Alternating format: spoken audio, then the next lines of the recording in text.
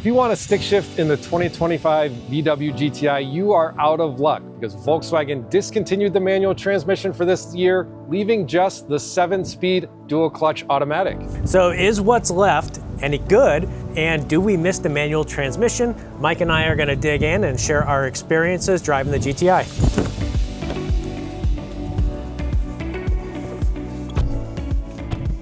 So the DSG transmission in this car is different than what you'll find in a lot of other cars that have conventional automatics, and it really affects how this car drives.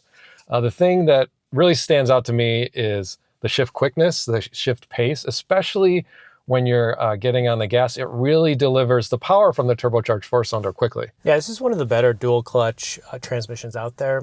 Hyundai, Kia, they have a version of it, but I think Volkswagen has really nailed just how well this shifts, how quickly, and then also the experience. I don't think you're losing a lot to the manual transmission experience because you're getting these, braps on shifts, and you hear the burble as you're decelerating. There's this directness with the shifts, and really the overall experience is just connected and engaged. Yeah.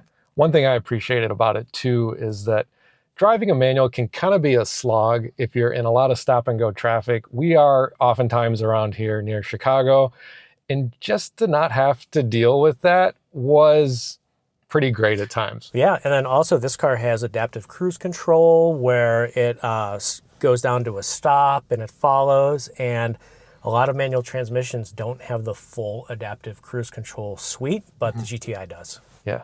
And you talked about the quickness of shifts. I notice that all the time when it downshifts.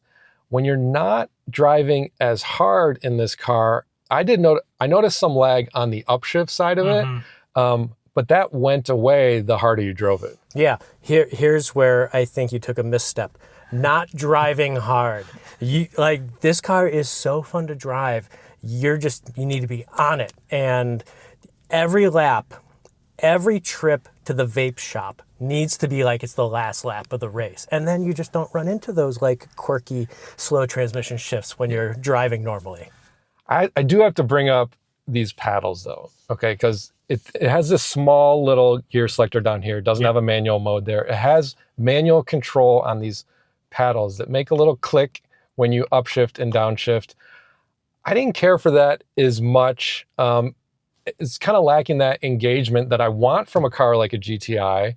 Even though I don't have a third pedal for a clutch, I want some response here, and this little click sound wasn't enough for me. Yeah, they're very plasticky and they're small. They're just kind of dinky, small little paddles. Yeah. I do think the aftermarket has a solution for that.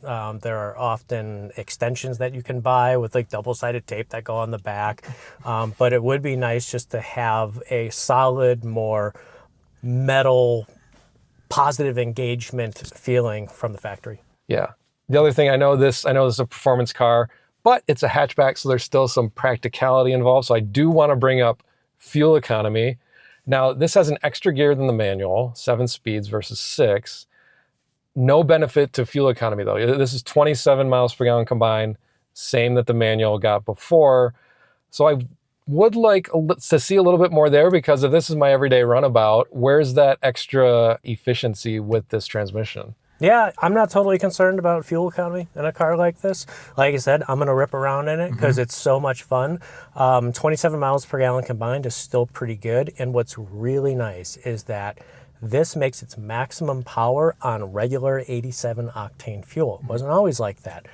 Part of the new engine and calibration is you get maximum power and the cheap gas. You don't have to choose between putting in premium, spending more, or putting in regular and getting less power. You just get all the power all the time now with the cheap stuff, which is really nice. Yeah, it is. And that point about ripping around, that holds true with this car. It is such a nice size, a fun little car to drive around in the city. You can zip around, have fun in your everyday.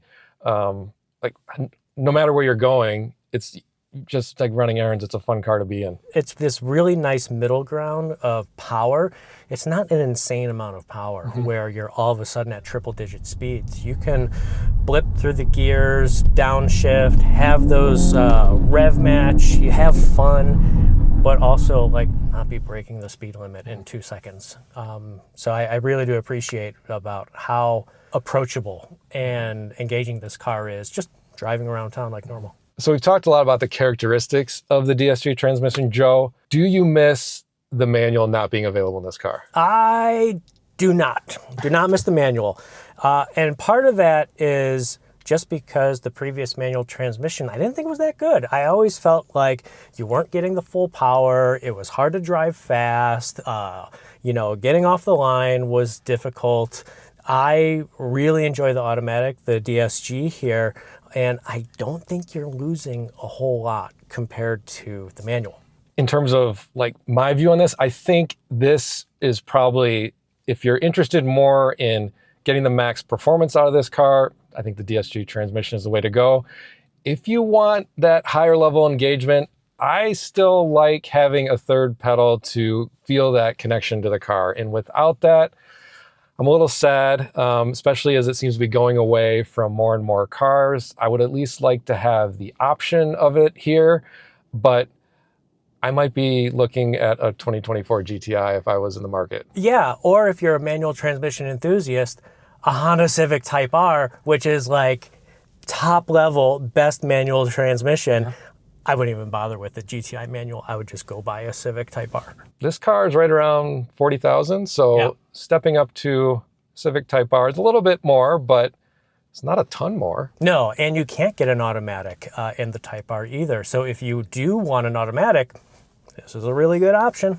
Well, if you want to learn more about the VW GTI or any other performance cars in its class, be sure to check out Cars.com/news.